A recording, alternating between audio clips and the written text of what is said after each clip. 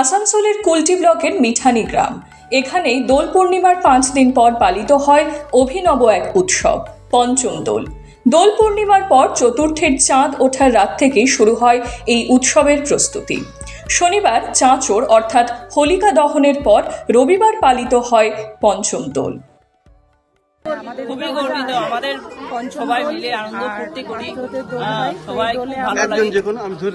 এই দোল যে আমরা আসতে পারি এখান থেকে নানা রকম চারিদিকে সমস্ত কাজের মধ্যে দিয়ে যে এইটুকু সময় আমরা সবাইকে নিয়ে খুব আনন্দ করতে পারি।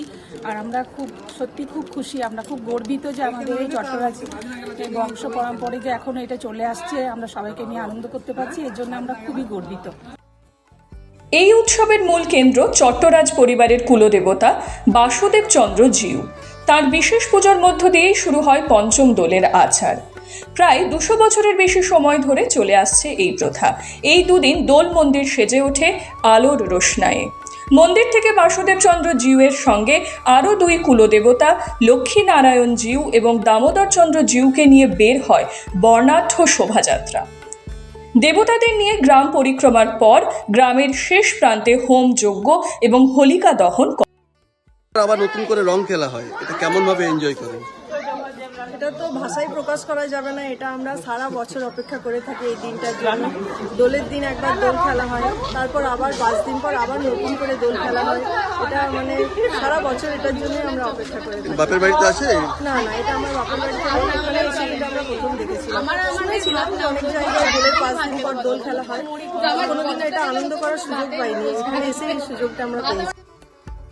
রবিবার বাসুদেব চন্দ্রকে দোল খেলিয়ে শুরু হয় রঙের উৎসব। ছেলে মেয়ে যুবক যুবতী থেকে গৃহবধূ সবাই সেজে ওঠেন আবিরের রঙে।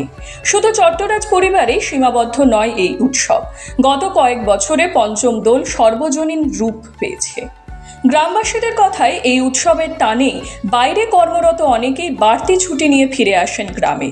নববধূদের কাছেও আলাদা আনন্দ, একবার দোল আর 5 দিন পর আবার রং খেলার সুযোগ। এই দোলের বৈশিষ্ট্য কি এবং আপনারা কিভাবে এটা এনজয় করেন? এটা আমাদের চট্টরাজের বংশ পরম্পরায় কয়েকশো বছর ধরে চলে আসছে। এই যে আমরা এখন অসুস্থ একটা সংস্কৃতিকে আঁকড়ে ধরার প্রবণতা আমাদের জেনারেশনের মধ্যে চলে আসছে বা আমাদের পরের জেনারেশনের মধ্যে আসছে, তা সেই ক্ষেত্রেও নিজেদের ঐতিহ্যকে বাঁচিয়ে রেখে আমাদের যে পূর্বপুরুষদের একটা ঐতিহ্যকে বা পরম্পরাকে বংশ পরম্পরায় আমরা টেনে নিয়ে যাচ্ছি। এই জন্য আমরা নিজেরাই নিজেদেরকে ধন্যবাদ জানাচ্ছি যে এখনও আমরা স্রোতে ভেসে যাইনি, এখনও আমরা ঐতিহ্যকে ভুলিনি। আমাদের পূর্বপুরুষদের ঐতিহ্য, আমাদের বংশের ধারা, আমাদের গৌরব, আমাদের বঙ্গ সংস্কৃতির অঙ্গ, এগুলোকে আমরা এখন অঙ্গাঙ্গিভাবে জড়িয়ে রেখেছি এই দুঃসময়ে এসে। গ্রামবাসীদের দাবি, জেলার মধ্যে মিঠানি গ্রামেই এই পঞ্চম দোল উৎসব বিশেষভাবে পালিত হয়। শতাব্দী প্রাচীন ঐতিহ্যকে বুকে নিয়ে আজও এখানে রঙের উৎসব মানে পঞ্চম দোলের আনন্দ। আসানসোল থেকে জয়ন্ত সাহার রিপোর্ট, এক্সপ্রেস নিউজ।